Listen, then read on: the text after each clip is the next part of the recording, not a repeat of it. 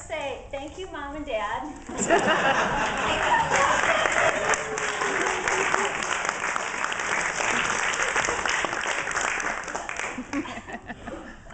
And everybody that was in the film, I'd like you to stand up and take a bow, because there's a number of you that are in here between actors and...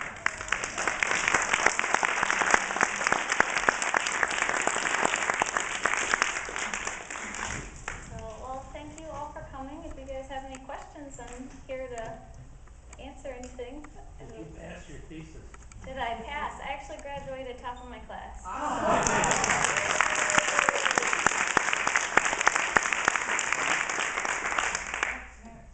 What's next? Actually, I am currently in the process of figuring that out. We're seeing where this is going to take me. Got some people looking at it, and if it gets into the right hands, they'll be like, hey, she might be a good filmmaker someday. So hopefully it'll take me somewhere and it'll be great. I'm up for the adventure. Yep. When they assassinated him and somehow sent away the other Mormons, how did they send them away? Just all together, or was it a slow get them off the island type thing? Well, and the Historical Society can correct me if I'm wrong, but the way I understand it is that the Gentiles, after they were kicked off, they wanted to claim their island again, and so they basically sent ships over, loaded all the Mormons on the ships, knocked on their homes, said that the bodies would be left in the ashes of their homes if they did not leave by morning. And then as they were loading the boats with whatever they had, they said, actually, we're going to keep all your possessions because that's going to be our payment for, you taking over our island in the first place. And then they took them on the shores of the Great Lakes, and now they're not in Beaver Island. Amanda, there are a number of books on Strang in the library, and a number of them talk about the people who came back. There were some people who had been thrown off, but it wasn't like there were only about 38 people who were here when he came, and they didn't round up the Mormons and throw them off. There was a lot of dissension between Mackinac Island and Strang because of the economics. Mackinac's fishing had dwindled, their trees had all been cut, and there were a group of people from St. Helena, is that St. Helena Island, who actually put out a call to fishermen, loggers, and some soldiers from the Mackinac Island fort, and they came over as a posse to get rid of the Mormons. So it was a little more, I mean, not that that's anything wrong with your film is great. That's going to be movie 2? Movie 2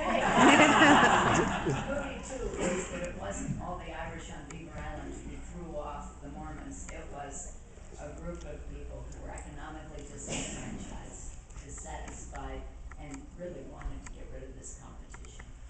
Thank you. Thank you.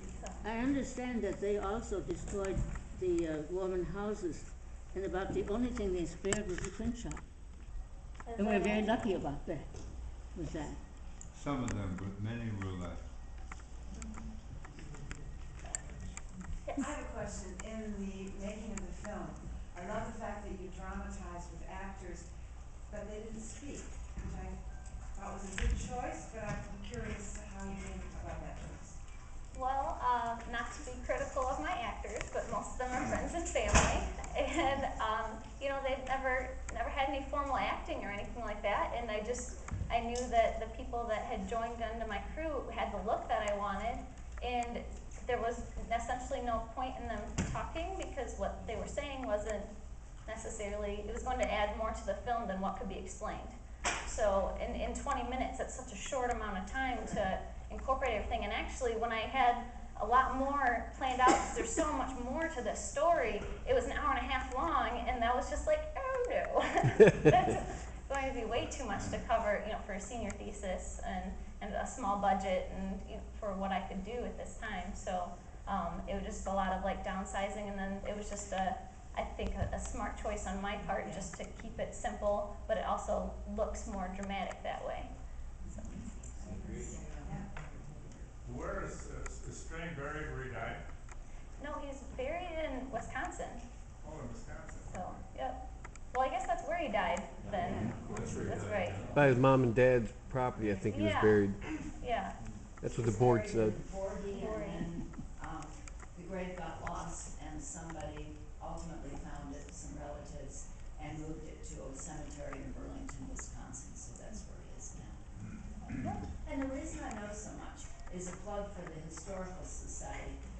This Historical Society on Beaver Island has a planning committee, and we're working on upgrading and new exhibits and new space to add on to the current museum in some manner or another. We aren't that far yet. But, the chair of that committee is Charlie Donaldson, who's right here.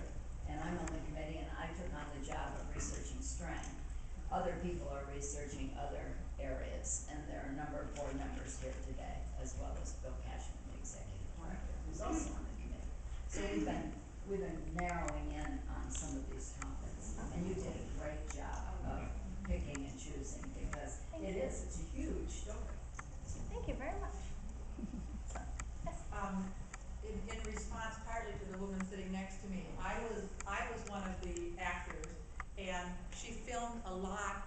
I think it's hard for people to realize in filming, I was a high school media specialist, but it's hard for people to realize, the audience, how much actually goes in. I mean, she had lots and lots of footage, and then she picks, little tiny pieces because how it fits together, but you have to take lots and lots of footage to be able to pick and choose. And so, and we talked when we were being filmed, but it didn't necessarily go, it didn't necessarily make the screen, but it was a wonderful experience. Very dramatic scenes. Could you talk a little bit about the special effects, the snow on that still in front of the house? It was snowing. If you ever talk to Alvin, apparently I'm the bringer of bad weather. Every time I've come up here, it's rained or snowed or. It was great. It was perfect. Great effect. That was not a special effect. Oh, it was Snow awesome. kept falling even though No, that was real snow, just like the rain was I real. know, but You'll see pictures up there with a trash bag over my camera, and I've got my hood up. I'm like, it's downpouring. Yes. Are we eventually going to be able to buy this film? Actually, we're selling it today for $15 a piece, and then if you choose not to buy it, then I'm trying to work something out with the Historical Society, so you'd be able to purchase it through them. So, yes. I just wanted to add a couple things. I also work with the Historical Society, and first of all, I thought it was a great choice to not have this. It was very dramatic to have them not speak. Yeah. It was very, very powerful. So, a couple little tidbits. One is that Michigan Lawyers Journal published an article about the assassination with another theory that had to do with the presidential election that was going on. Strang's county, the Mormons tended to vote Democratic. It was a election, I believe, had been McKinley that was to be elected, and so it would have swung the county Democratic in the presidential election. So there was some implication that there was national politics involved as well as local. And then the other thing, a lot of people here on the Islanders know this, but we had the good fortune to interview two Strangite Mormons who returned to the island. One had lived on the island in the 1970s, was it, Phil? Yeah.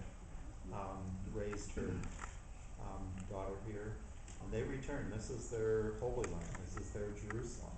And Strang was their prophet. So we got to interview them, and we have the tapes on digital file at the library. Very cool. I hope you all make this an annual showing of the movie. It's the first annual showing. Say that.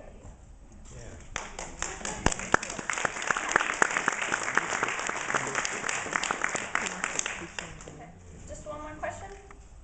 Yeah, I think it would be strategically a mistake for the Historical Society not to see this as a significant opportunity to promote island history my thought was that maybe showing the movie once a week through the summer here at the theater, or twice a week or something like that, to provide an additional revenue stream for the Historical Society, and also to compensate Amanda for some of the work she's done. I think there's a win-win for everybody Oh, absolutely. in doing something like this contractually, You bet. and would encourage the Historical Society to pursue it.